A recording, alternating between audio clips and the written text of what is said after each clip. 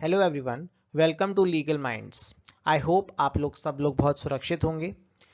तो आज हम लोग ये जो लेक्चर रिकॉर्ड कर रहे हैं इसमें हम लीडिंग केसेस डिस्कस करेंगे जो कि प्रमुख मामले हैं, लैंडमार्क जजमेंट्स हैं और ये बहुत ही इम्पॉर्टेंट हैं आपके कॉम्पिटिटिव एग्ज़ाम्स के लिए। और आप अगर ये अपने एग्ज़ाम्स में इनको मेंशन करेंगे तो आपको हमेशा एक कॉम्पिटिटिव एडवांटेज रहेगा और आपके लिए बहुत अच्छा होगा। चलिए इसी के साथ ये लेक्चर स्टार्ट करते हैं। इससे पहले मैं लेक्चर आगे बढ़ाऊं, आपसे रिक्वेस्ट करता हूं कि आप कोरोना वायरस से बच के रहिए, जो भी गवर्नमेंट की डायरेक्शंस हैं उसको फॉलो करिए और बहुत ही प्रिकॉशंस के साथ चीज़ों को करिए। जैसा गवर्नमेंट कहती है वैसा आप उसकी के अनुसार चलिए।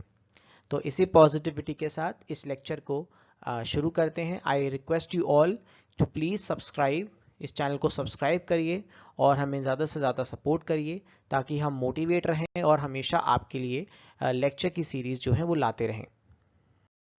ओके, नाउ लीडिंग केसेस में सबसे पहले हम बात करेंगे PA Inamdar versus state of Maharashtra 2004 का केस है।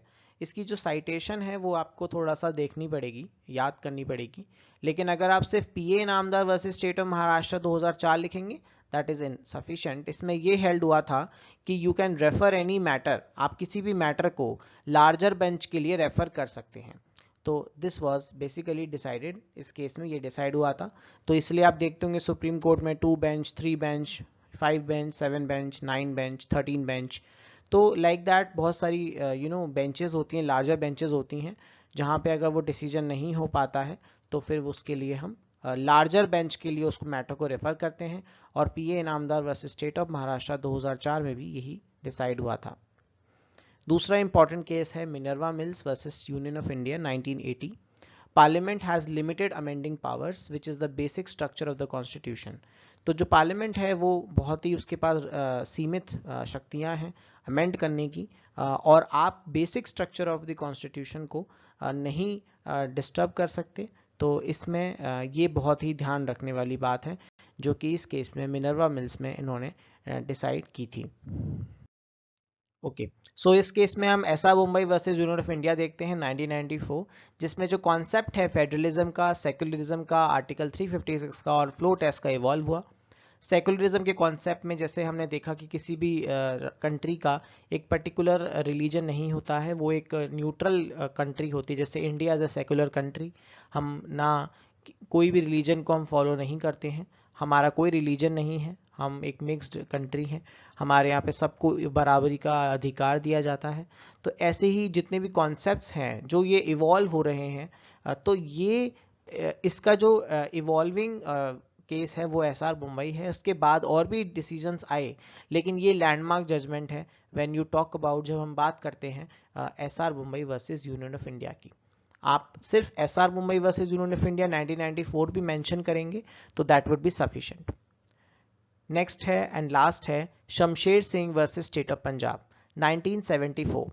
तो इसमें जो हमारे ऑनरेबल प्रेसिडेंट हैं और ऑनरेबल गवर्नर्स हैं स्टेट के, उनकी जो भी वो कार्य करते हैं तो वो एड एंड एडवाइस से करेंगे काउंसिल ऑफ मिनिस्टर्स की। तो जो काउंसिल ऑफ मिनिस्टर्स की जो उनके सहयोग के साथ ही वो अपना डिसीजन लेते हैं और उसी के आधार पे वो अपना सारा डिसीजन रखते हैं।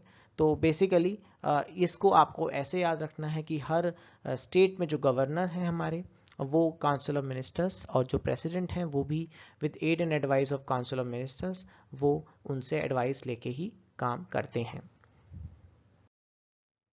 आई होप आपको ये लेक्चर्स पसंद आ रहे होंगे और ये जो इम्पॉर्टेंट केस लॉज हैं जो आज हमने लीडिंग केसेस याद किए हैं, समझे हैं, प्लीज़ इस लेक्चर को आप बार बार देखिए, रिपीट करिए। जितना ज़्यादा आप इसको रिपीट करेंगे उतना ज़्यादा आपके लिए अच्छा होगा, क्योंकि उतना ज़्यादा आपके दिमाग में ये रिकॉल होता रहेगा। जितना ज़्यादा आप रिकॉल करेंगे उतना आपके लिए अच्छा होगा। आई होप आपको ये लेक्चर्स पसंद आया होगा और आप प्लीज़ हमारे चैनल के साथ जुड़े रहिए, सब्सक्राइब करिए, बेल आइकन दबाइए, लाइक करिए, शेयर करिए, क्योंकि जितना ज़्यादा आप शेयर करेंगे उतना ज़्यादा लोग आपको प्रेस करेंगे, आपको बताएंगे कि तुम्हारी वजह से हमारी लीगल नॉलेज जो है वो अपग्रेड हो रही है। तो आपको भी वो सुन के अच्छा लगेगा और हमेशा लीगल अवेयरनेस रखिए और हमेशा से यही रखिए कि जो भी आप नॉलेज गेन कर रहे हैं वो किसी के साथ शेयर करेंगे तो वो आपकी मल्टीप्लाई ही होनी है। With this positive thought, thank you so much for watching this. आपका बहुत बहुत धन्यवाद।